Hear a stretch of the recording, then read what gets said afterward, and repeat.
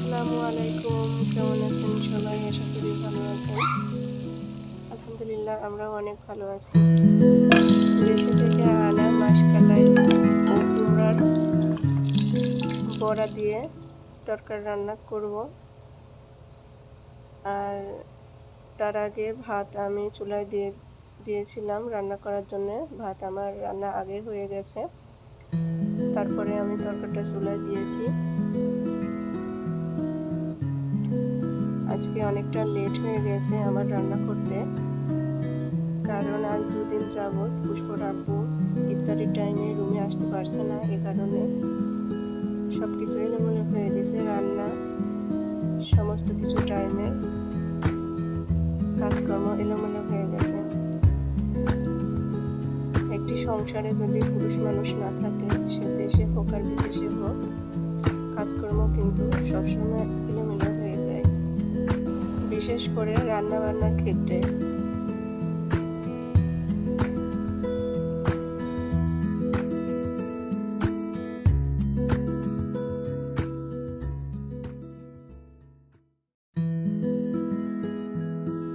বসিয়ে দিয়ে নিয়ে রুমে চলে আসলাম দেখার জন্য কি অবস্থা।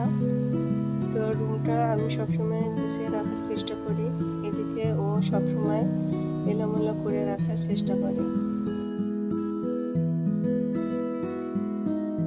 তার ড্রেসিং টেবিলের সামনে সবসময় সে এলোমেলো করে রাখে, আমি যতবার গুছিয়ে দিই ততবার সে এলোমেলো করে রাখে।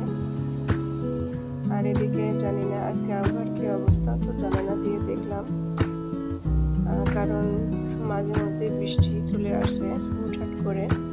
আকাশে মেঘ লাগলেও বোঝা যায় না, তেমন একটি জানালা ধারে না আসলে যখন বৃষ্টি আসে তখনই বোঝা যায় যে আকাশে মেঘ লেগেছিল। তো আকাশের অবস্থা আজকে মাশাআল্লাহ ভালোই আছে, হয়তো বা বৃষ্টি আজ হবে না। আর আরেকটি কথা, যেহেতু ঈদ অনেকটা সামনে চলে এসেছে, এ কারণে পুষ্পর আব্বু ইফতার টাইমে সে ডিউটিতে থাকে, রুমে আসে না। আর পুষ্পর আব্বু রাত 10টা নাগাদ রুমে আসে। ওর আব্বু আসার আগ পর্যন্ত পুষ্পকে পড়াশোনার সমস্ত কিছু কমপ্লিট করে নেওয়া লাগে, কারণ ওর আব্বু আসলে পড়াশোনা কিংবা অন্যান্য কাজ আমরা করি না, কারণ রুমে আসার সঙ্গে সঙ্গে সে খাওয়া দাওয়া সেরে বিছানায় শুরু করে। এই কারণে পুষ্পর আব্বু আসার আগে পড়াশোনাগুলো কমপ্লিট করে নিচ্ছে। আর আরেকটি কথা, এখানে এসে আমার মেয়ে পড়াশোনার খুবই একটু সমস্যায় পড়ে গেছে। তাকে দেখিয়ে দেওয়ার মতো কেউ নেই, যতটুকু পারি আমি দেখিয়ে দিই।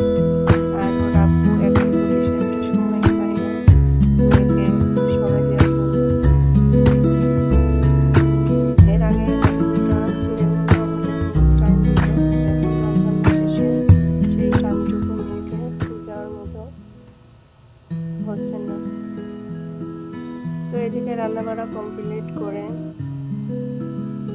রেখে দিয়েছি, কখন ওর আব্বু আসবে একসঙ্গে খাওয়া দাওয়া করবো। যতক্ষণ সময় ওর আব্বু বাসায় না আসে ততক্ষণ পর্যন্ত আমি আর আমার মেয়ে না খেয়ে থাকি, কারণ মাত্র 3জন মানুষ আমরা রুমে। 3জন মানুষের মধ্যে আমি আর মেয়ে একা একা খেতে তেমন একটি স্বাচ্ছন্দ্য বোধ করি না, যেহেতু ওর আব্বু বাইরে থাকে। আসলে একসঙ্গে খেতে আমাদের বেশি ভালো লাগে। আর আমার মেয়ে আমাকে বারবার জিজ্ঞাসা করছে, আম্মু আব্বু কখন আসবে। আর এতটুকু ভালো লাগছে না, কারণ রাত 10টা বেজে গেছে, 10টার মধ্যে সে রুমে চলে আসে। আজকে 10টা বেজে গেছে, তারপর সে রুমে আসছে না। এদিকে আমি সমস্ত কিছু কমপ্লিট করে রেখেছি, যাতে সে আসার সঙ্গে সঙ্গে ফ্রেশ হয়ে একসঙ্গে খেতে বসতে পারি, এ কারণে। তো আমারও মনের কাছে ভালো লাগছে না। এখন 10টা পার হয়ে 11টা বাজার মতো হয়ে গেল, সে 10টা নাগাদ রুমে চলে আসে।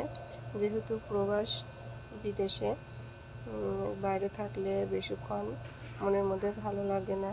আর বারবার আমি কল দিচ্ছি, তার মোবাইলে কলও যাচ্ছে না, এ কারণে আমার ভিতরে খুব একটু টেনশন কাজ করছে। যেহেতু সে গাড়ি চালায়, এজন্য ভিতরে বেশি একটু টেনশন কাজ করে।